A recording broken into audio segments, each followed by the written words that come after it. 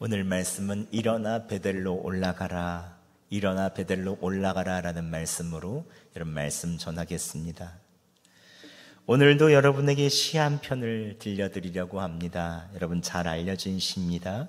나태주 시의 풀꽃이라는 시인데요, 자세히 보아야 예쁘다, 오래 보아야 사랑스럽다, 너도 그렇다. 나태주 시인은 43년간 초등학교 선생님을 했는데 미술 시간에 아이들과 함께 들에 나가서 봄에 민들레꽃, 제비꽃, 풀꽃들을 그리는데 아이들이 너무 대충대충 그리더래요. 그래서 풀꽃 그리는 방법을 이렇게 가르쳐 주었다고 합니다. 풀꽃은 가꾸는 사람도 없고 흔하고 향기도 없고 크지도 않지만 자세히 보고 오래 보고 그러면 예쁘고 사랑스럽다, 이렇게 가르쳐 주었다고 합니다. 그런데 초등학교 선생님으로 초등학교 아이들을 보니까 그렇더래요. 아이들이 그렇게 예쁘지 않더래요. 그냥 작고 평범하지만 자세히 보니 예쁘기도 하고 계속 이쁘다, 사랑스럽다 하니까 더 사랑스러워지더래요. 저는 하나님의 마음이 이렇지 않을까 싶습니다. 우리가 그렇게 예쁜 구석도 많지 않고 신앙도 그렇게 좋지 않고 허물도 있지만 성경에선 창세기 첫 시작부터 보기에 아주 좋았다, 심히 좋았다, 너는 내 걸작품이다, 너를 사랑한다, 이쁘다, 계속 이렇게 해주시거든요. 그래서 우리가 예쁜 존재, 사랑스러운 존재가 되어가는 것이 아닌가 싶습니다. 우리 오늘 말씀을 들으면서 이러한 주님의 음성들을 모두 다 들었으면 좋겠습니다. 우리 앞뒤에 계신 분들, 아까도 인사했지만 다시 우리 주님의 눈으로 보아주시면서 시인처럼 이렇게 이야기 한번 해보겠습니다. 너도 그렇다 하고 우리 서로 이야기하겠습니다. 너도 그렇다. 예, 나이가 많으신 분에게 너 하지 마시고, 예, 집사님, 권사님 그렇습니다. 예. 여러분도 자세히 보아야 예쁩니다. 오래 보면 사랑스럽습니다. 예. 야곱은 20년 만에 만난 형과 화해하고 이제 약속의 땅에 들어갑니다. 얼마나 좋았겠습니까? 그동안 있었던, 삼촌에게 있었던 모든 힘들었던 세월, 형과의 있었던 막혔던 관계, 이 모든 것이 다 풀어지고 이제 가나안 땅에 들어갑니다. 거기서 제단을 쌓고 예배를 드리며 엘엘로이 이스라엘, 이스라엘의 하나님이라고 부르죠. 그 세겜 땅에 정착해서 세겜 땅을 사고 거기서 온 가족이 이제 머뭅니다. 거기서 영원히 정착하겠다는 이야기죠. 그런데 10년 정도 지났을 때 이 야곱과 그의 가족이 큰 위기를 만납니다. 우선 그의 외동딸 디나가 세겜의 추장에게 강간을 당합니다. 오빠들은 그 사실에 분노해서 그 도시에 있는 남자들을 하나도 남기지 않고 다 도륙합니다.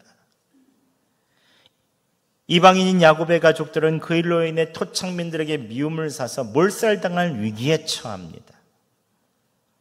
야곱은 이 일을 저진 아들들을 혼내지만 아들들은 아무런 태도도 취하지 않은 아버지를 비난합니다. 우리 동생이 그렇게 취급받는 것이 좋습니까? 가정이 깨어질 위기에 몰리게 됩니다. 야곱은 하나님의 약속의 땅으로 들어왔는데 왜 이렇게 가족들 가운데 위기가 생기고 불화가 생기며 힘든 일들이 계속 몰려드는 것일까요? 오늘날을 사는 우리들도 예수 그리스도를 믿지만 갑자기 위기가 몰려드는 때가 있습니다. 위기가 파도처럼 몰려들 때가 있죠. 그러면 정신을 못 차릴 때가 있습니다. 건강의 위기, 재정의 위기, 아이들은 점점 엇나가고 부부 가운데 큰 소리가 납니다. 직장에서도 점점 설 자리를 잃어버립니다. 가정이 깨어질 위기까지 놓이게 될 때가 있습니다. 그럼 이런 파도가 몰려올 때는 어찌할 바를 모르죠. 어디서부터 해결해야 될지 잘 모릅니다. 그런데 오늘 성경 말씀을 통해 하나님께서 이 야곱에게 그 위기를 어떻게 해결해야 되는지 오늘 가르쳐 주십니다. 오늘 성경 본문을 살펴보며 우리에게 때때로 밀려오는 여러 가지 어려움들이나 위기를 어떻게 하면 우리가 극복할 수 있고 어떻게 하면 승리할 수 있을지 함께 본문을 통해서 살펴보도록 하겠습니다. 오늘 본문을 계속해서 읽었지만 본문에 있는 상황들은 많이 우울합니다. 야곱은 희망을 가지고 가나안 땅 제일 큰 성읍 세겜에서 새로운 삶을 시작했죠. 세겜은 동서남북을 잇는 교통로가 있어서 무역의 중심지고 농산물이 풍성했습니다. 문화도 발달했습니다. 야곱은 그 땅에서 희망을 가지고 땅을 샀습니다. 거기서 영원히 정착할 생각을 한 거죠. 그로부터 10년 정도가 지나갔습니다. 그런데 외동딸인 딸 디나가 세겜 땅에서 친구를 사귀려고 거리로 나갔다가 그만 봉변을 당합니다. 2절에 보면 히위 족속 중 가장 유력한 가문의 하몰의 아들, 그 땅의 추장인 세겜이 그를 끌어들여 강간하고 맙니다. 당시는 지금으로부터 3000년 전입니다. 여자의 정조는 생명과 같았습니다. 이런 한 여인에게도 엄청난 욕을 보이는 일이지만 야곱의 가문에 큰 수치가 된 거죠. 가장 유력한 가문이 이방 땅에서 있다가 온 조그만 이 야곱의 가족을 우습게 본 것입니다. 욕을 보인 것이죠. 그렇다면 왜 세겜이 이런 일을 했을까요? 3절에 보면 그 마음이 깊이 야곱의 딸 디나에게 연연하며 그 소녀를 사랑했다라고 말합니다. 여러 가지 추측을 할 수가 있죠. 맨 처음부터 사랑하여 마음을 두고 있었는데 아무리 해도 넘어가지 않으니 먼저 이게 쓰러뜨리고 나서 시작하겠다 이런 얘기일 수도 있겠고, 아니면 디나를 보고 첫눈에 반한 것입니다. 근데 그렇게 반했다면 사람을 보내어 정식적인 혼사를 넣고 지창금이나 예물을 주고 결혼 승낙을 받고 결혼해야 맞습니다. 하지만 세겜은 여자를 강제로 강간하고 부모에게 결혼시켜달라고 요청합니다. 가나안의 남성 중심적인 문화에 따라 강제로 범하고 자신의 집에 감금한 이후 혼사를 진행하는 것입니다. 26절에 보면 나중에 하몰과 세겜을 다 형제들이 죽이고 나서 디나를 세겜의 집에서 데려왔다고 하는 것을 보면 계속 놔주지 않고 디나는 그 집에 감금 상태로 있었던 것이 분명합니다. 얼마나 디나가 무서웠겠습니까? 이 소식을 들은 야곱은 5절에 보면 의외로 잠잠합니다. 물론 외동딸이 이렇게 수치를 당했다는 일을 생각할 때 속에서 천불이 났을 것입니다. 하지만 딸을 범한 사람이 이 지역 서열의 최고의 사람이니 가볍게 움직일 수 없다고 생각했던 것 같습니다. 이름도 세겜성의 세겜 아닙니까? 세겜을 대표하는 우두머리입니다. 야곱의 아들들은 이 소식을 들에서 듣고 7절에 보면 근심하고 심히 노했다라고 말합니다. 물론 세겜의 아버지 하몰이 뒤에 야곱의 집에 찾아와 미안한 마음을 표현했고 혼인을 요청해 주시지 않겠느냐, 땅도 주겠다, 우리 함께 서로 상거래도 하자, 앞으로 서로 통혼하자, 서로 결혼하자. 11절에 세겜 당사자도 와서 야곱과 이 남자 형제들에게 이 소녀 디나만 내게 주면 어떤 대가를 다 치르겠습니다. 달라는 거 다 주겠습니다. 다이아, 보석 다 주겠습니다라고 말합니다. 그런데 그 오빠들의 분노는 꺼지지 않았던 것 같습니다.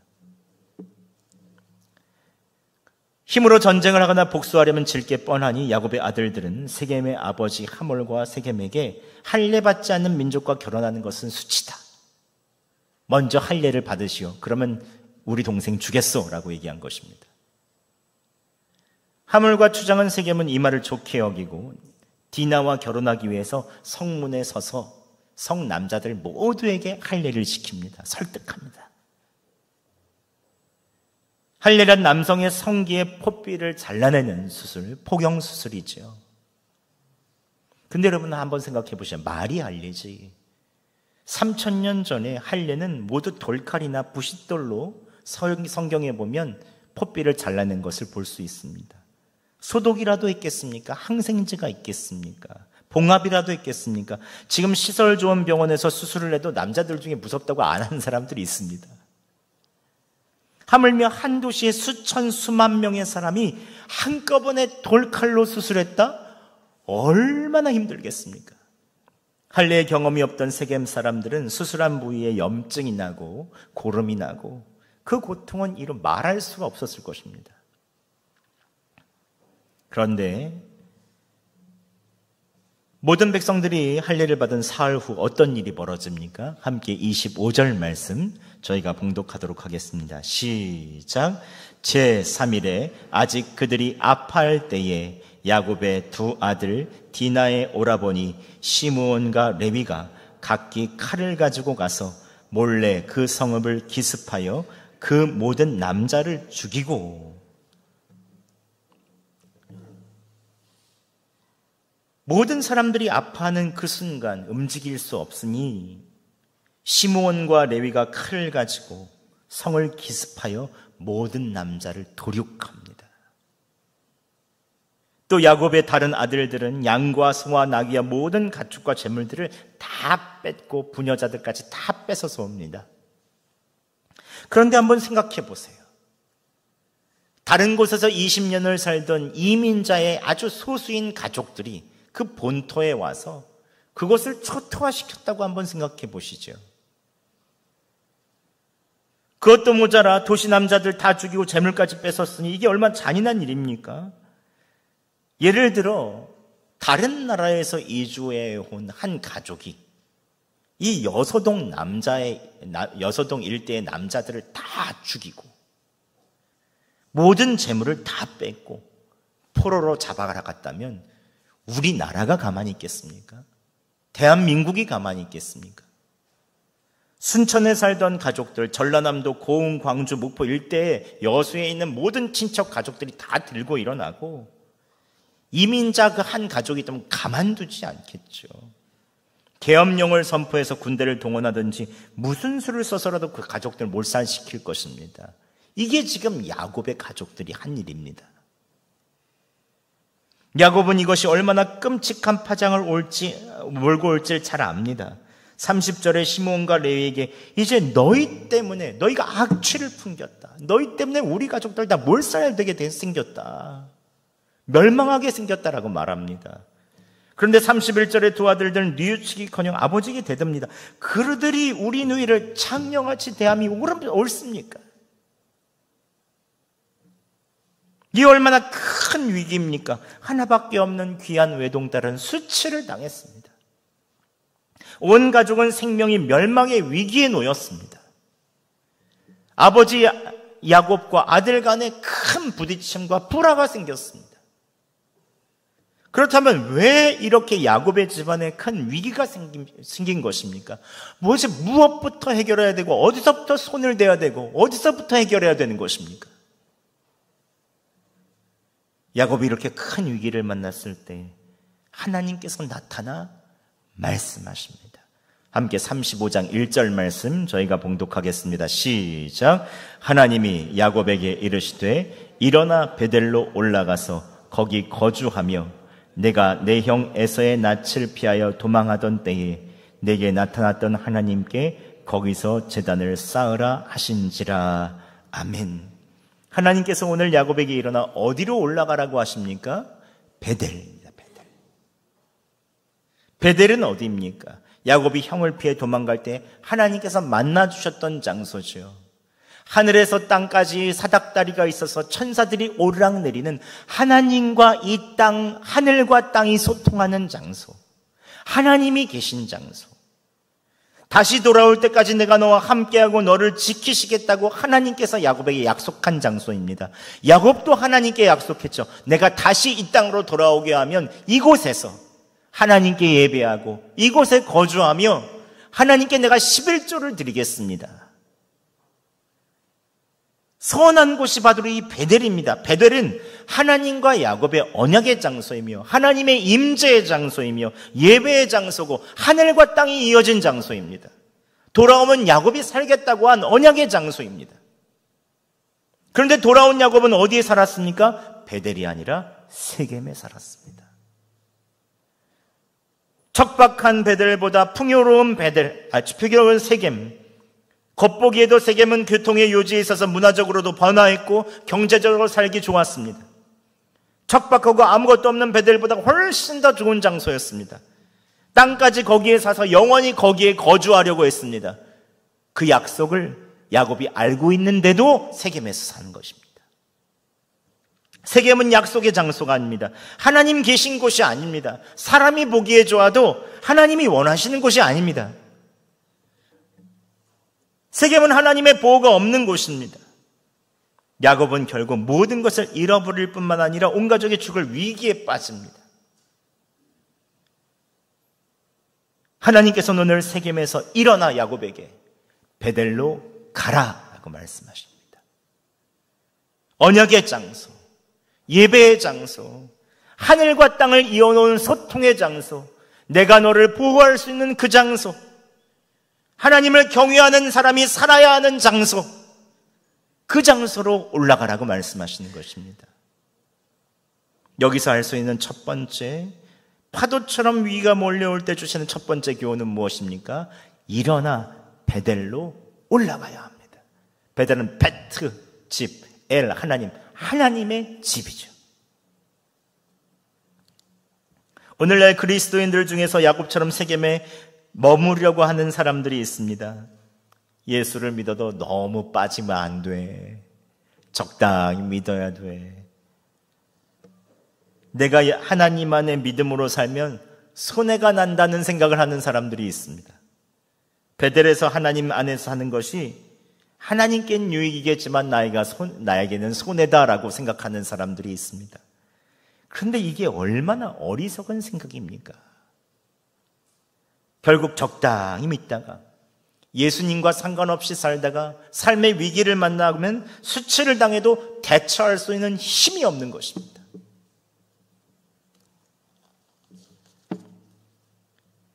야곱이 세겜에서 하나님을 믿지 않은 것은 아니죠. 거기서 제단도 쌓고 이름도 에렐로의 이스라엘, 예배도 드렸습니다. 입으로는 하나님을 부르짖으면서 언약의 장소에 가지 않습니다. 머리 따로 몸 따로의 신앙인 것입니다. 거기에 하나님의 역사는 일어나지 않습니다. 결국 그러다가 위기를 만나고 수치를 당하고 망하는 길로 가는 것입니다. 여러분, 예수 믿는 사람은 예수 믿는 사람답게 살아야 합니다. 겉보기엔 답답할 수 있죠. 척박할 수 있죠. 그리 많은 이득이 나지 않는 것 같지만 예수 안에서 사는 것이 세상 사람들 앞에서 떳떳하고 자녀들 앞에 당당하고 나중에 하나님 앞에 섰을 때 웃을 수 있는 것입니다. 그러기 위해서 여러분 빨리 머물고 있는 세겜에서 일어나 베델로 가시기 바랍니다. 하나님과의 약속이 있는 곳, 하나님의 보호가 있는 곳, 그리스도인은 예수님 안에 거하고 예수님과 함께 살아야 합니다. 가정이건 직장이건 예수님과 동행하며 하나님의 보호 아래 살아야죠. 땅과 하늘이 이어진 사다리가 있는 것처럼 항상 주님을 바라보며 살아야 합니다. 여러분, 예수님을 믿는다고 하면서도 베델로 나아가지 못하고 아직도 머물고 있는 세겜은 어디입니까? 여러분, 위기를 만나기 전에, 수치를 만나기 전에 베델로 올라가시기 바랍니다. 하나님께서 보호하시고 안전한 길로 인도하여 주실 것입니다. 삶의 위기가 파도처럼 올 때 두 번째는 여러분, 온전한 부모가 되기 위해서 베델로 올라가야 합니다. 이 모든 것이 가정에서부터 일어난 사건들입니다. 함께 34장 1절을 봉독해 보겠습니다. 시작. 레아가 야곱에게 낳은 딸 디나가 그 땅의 딸들을 보러 나갔더니. 아멘. 레아가 세겜의 젊은 주장 히위 족속인 하몰의 아들 세겜에게 수치를 당하게 된 이유가 어디 있습니까? 레아가 그 땅의 딸들을 보러 나갔다라고 말합니다. 여기서 이때 쓰여진 히브리어 보다라는 말은 세심히 관찰하다, 배우다, 즐기다의 뜻이 있습니다. 즉 디나가 가나안 딸과 단순히 친구하기 위해서 보러 나간 것이 아니라 가나안 여인들을 세심하게 관찰하고 그 땅의 풍속과 문화를 배우고 즐기려고 했다는 것을 알 수 있습니다. 세겜은 교통의 요지로 상거래가 활발하다 보니 수많은 문화들이 그곳에 집중하고 있었습니다.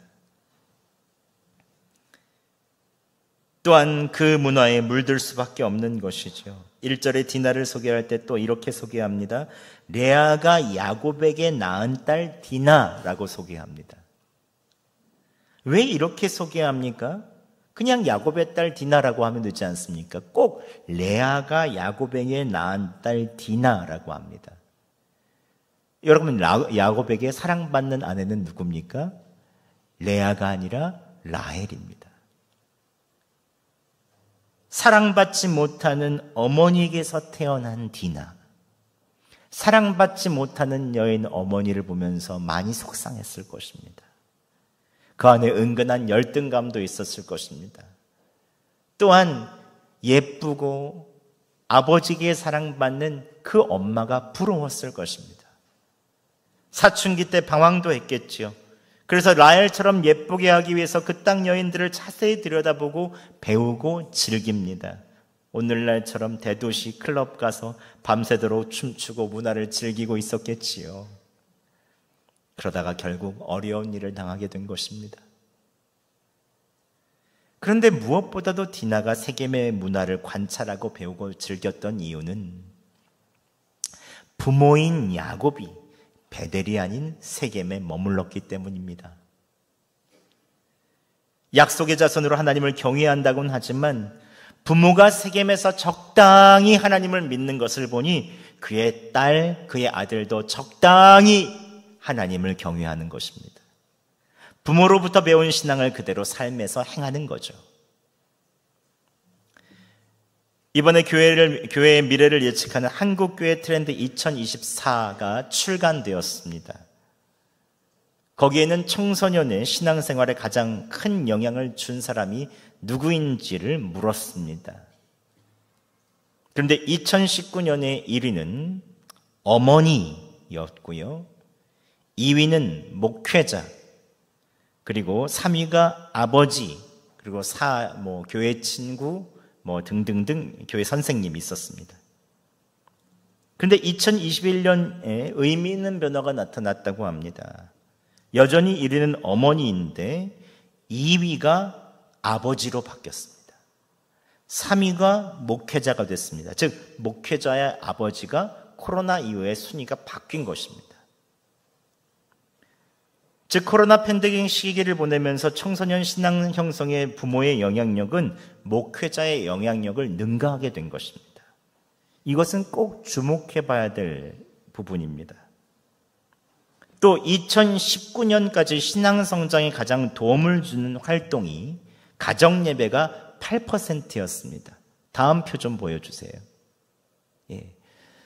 8%인데 2021년에 27%로 두 번째 표를 보시면 가정예배가 쭉 올라가 있죠. 이는 자녀 세대의 신앙에 있어서 가정과 부모의 역할이 점점 커진 것입니다. 마지막이 수련회인데 수련회의 영향력은 확 줄어들었습니다. 그런데 가정예배의 영향력은 굉장히 커졌죠. 그런데 또 주목해서 봐야 될 것은 이와 반대로 자녀의 신앙을 허물고 교회를 떠나게 하는 가장 결정적인 역할을 하는 것도 부모입니다. 미국에서 연구 결과 자아 정체감을 가지는 청소년기와 청년들이 교회를 떠나는 가장 결정적인 이유가 부모의 신앙의 이중성이라고 합니다. 우리나라 크리스천 청소년들이 학교 친구에게 내가 교회 다닌다고 말하지 않는 이유는 부모의 이중적인 모습이 세 번째로 높게 나타났다고 합니다. 즉 부모의 모습에서 하나님이 함께 하신다는 것을 느끼지 못할 때, 삶에서는 자기 마음대로 살고 주일만 열심히 교회 다니는 부모를 볼 때 다음 세대들은 교회를 떠나간다는 것입니다. 이 책에서의 결론도 한국교회의 청소년 신앙 형성을 위해서는 부모가 신앙을 먼저 형성해야 된다고 말합니다. 그렇다면 부모가 신앙 형성을 하기 위해서 어떻게 해야 됩니까? 이런 이중성을 극복하기 위해서 어떻게 해야 되는 것입니까? 부모가 먼저 일어나 베델로 올라가야 합니다. 세겜에서 계속 적당히 신앙생활해서는 안 됩니다. 대충 사는 그리스도인 자리에서 일어나 이제 결단하고 주님 안에서 사는 베델로 갈 것을 계속해서 매일마다 작정해야 합니다. 아침에 일어날 때보다 예수님 부르고 예수님 인정하는 모든 삶이 되어야 하고 삶과 신앙이 일치된 그리스도인으로 살기 위해서 매 순간 주님께 묻고 주님과 함께 그 모든 일들을 해나가야 합니다. 말씀의 기준을 삼고 그 말씀대로 살아야 하죠. 이것은 교회에서 모든 예배를 다 참석하고 모든 기도 모임을 다 나오고 삶을 제껴두고 교회 봉사만 하라는 이야기가 아닙니다. 성경의 말씀에 따라 예수님을 주인으로 모시고 살라는 것입니다. 주일만 그리스도인이라 아니라 하나님의 뜻 안에서 항상 기뻐하고 쉬지 말고 기도하고 범사에 감사하고 예수님처럼 사랑하며 예수님처럼 헌신하고 예수님처럼 희생하며 사는 삶. 열심히 교회 활동은 하는데도 계속 혈기 부리고 내 고집 세우고 불평하고 비판하고 부정적이고 돈 이야기만 나면 예민해지고 자식들을 내 마음대로 휘두르려고 하면 그 사람은 아직도 세겜에 있는 것입니다. 베델로 올라간다는 것은 살아계신 말씀이신 예수님과 동행한다는 것입니다. 변함없이 자녀를 사랑하고 자녀의 모습과 상관없이 그대로 인정해주고 감사하고 하나님의 창조하신 귀한 선물로 보고 모든 욕심을 내려놓고 주님의 이름으로 축복하는 것. 부부가 서로 사랑하며 예수 그리스도께서 주신 관계로 서로 헌신하는 것들을 보이는 것. 직장에서의 있는 모든 가면들을 내려놓고 참다운 그리스도인으로 빛과 소금으로 살아가는 그 일터에 있는 부모의 모습을 보이는 것. 이것은 하루아침에 되는 것은 아닙니다. 가면을 쓴다고 되는 것도 아닙니다. 매일 하나님과의 소통인 장소인 베델로 올라가서 주님께 묻고 주님과 함께 나아가야 됩니다. 부모가 베델에 있어야 자녀가 그 모습을 스며들듯이 조금씩 닮아가는 것입니다. 여러분, 문제 부모는 있지만 문제아는 없다는 말이 있습니다. 야곱이 만약 언약대로 베델에서 거주하며 하나님께 예배하며 하나님과 친밀하게 소통하며 자녀들과 함께 있었다면 디나의 모습은 세겜에 있을 때보다 훨씬 더 내면이 아름다운 귀한 딸이 되었을 것입니다. 그리스도인들은 지금보다 더 예수님을 잘 믿어야 합니다. 이게 우리의 있는 삶에 위기가 오더라도 충분히 이겨나갈 수 있는 힘이 예수 그리스도에게서부터 나오는 것입니다. 말씀을 맺겠습니다. 여러분, 온전한 믿음의 사람이 되기 위해서 베델로 올라가시기 바랍니다. 온전한 믿음의 가정을 세우기 위해서 베델로 올라가 거기서 예수님을 주인으로 삼고 주님과 24시간 동행하시기 바랍니다. 하나님께서 우리를 위기에서 건져시고 직접 보호하여 주시며 하나님의 능력으로 여러분을 호위하여 주실 것입니다.